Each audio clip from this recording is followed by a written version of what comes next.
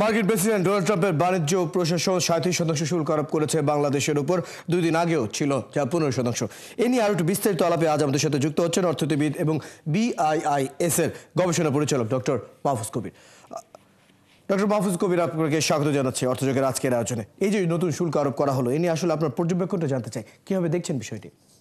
হ্যাঁ, যে শুল্ক আরোপ করা হলো সেটি কিন্তু 9 তারিখ থেকে বাস্তবায়ন হবে যদি এর মধ্যে কোনো অগ্রগতি না হয়। মানে বাংলাদেশ সরকারের দিক থেকে কিন্তু ইতিমধ্যেই রিভিউ করা শুরু হয়ে গেছে, বিশেষ করে এনবিআর তারা কোন প্রোডাক্টের উপরে কি পরিমাণে আসলে ডিউটি ইম্পোজ করছে, তো সেই বিষয়গুলো নিয়ে পর্যালোচনা করছে এবং আমি আশা করি যে এই 9 তারিখের আগেই হয়তো কোনো একটা সিদ্ধান্তে পৌঁছানো যাবে। কিন্তু এই ক্ষেত্রে একটা বড় সমস্যা হলো কি যে বাংলাদেশ কিন্তু আমেরিকার প্রোডাক্টের উপরে বা অন্য কোনো দেশের প্রোডাক্টের উপরে ডিউটি ইম্পোজ করে না, পরে হচ্ছে যে প্রোডাক্ট রেঞ্জের উপরে। সেখানে tariff heading, tariff sub heading রয়েছে, এইচএস কোড রয়েছে। তো তার মানে হলো যে মার্কিন যুক্তরাষ্ট্রের প্রোডাক্টের উপরে যদি যে ডিউটিটা আছে সেটা যদি কমানো হয়, তার মানে হলো সারা পৃথিবীর থেকে যে কোনো দেশ থেকে ওই ধরনের পণ্য যদি আমরা ইম্পোর্ট করি তাহলে সেটা ডিউটি কমবে।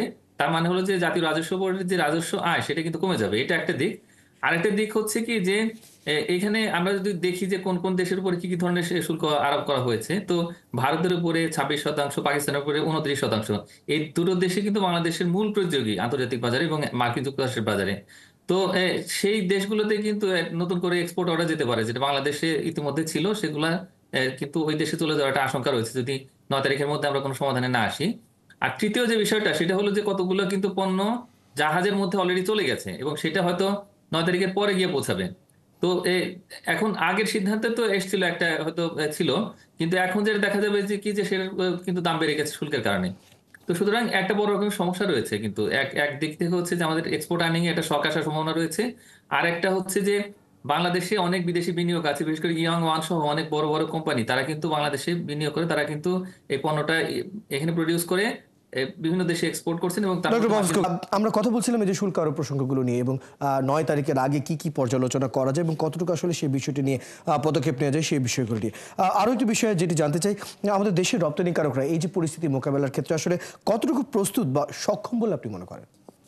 আমি মনে করি যে সেরকম প্রস্তুতি নেই এবং এটা অনেকটা বিনা মেঘে বজ্রপাতের মতো, কিন্তু এখন পরিস্থিতি মোকাবেলা করতে হবে।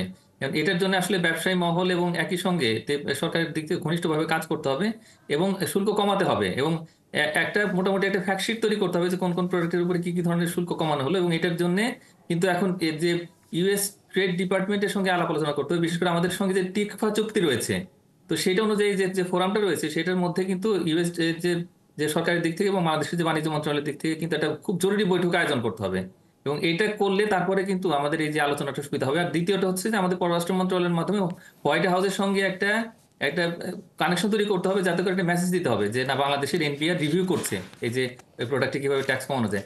এটা করলে কিন্তু এক ধরনের আস্থার পরিবেশ তৈরি হবে এবং যথেষ্ট সম্ভাবনা রয়েছে যে এই যে সিদ্ধান্ত সেটার পুনর্বিবেচনা হতে পারে।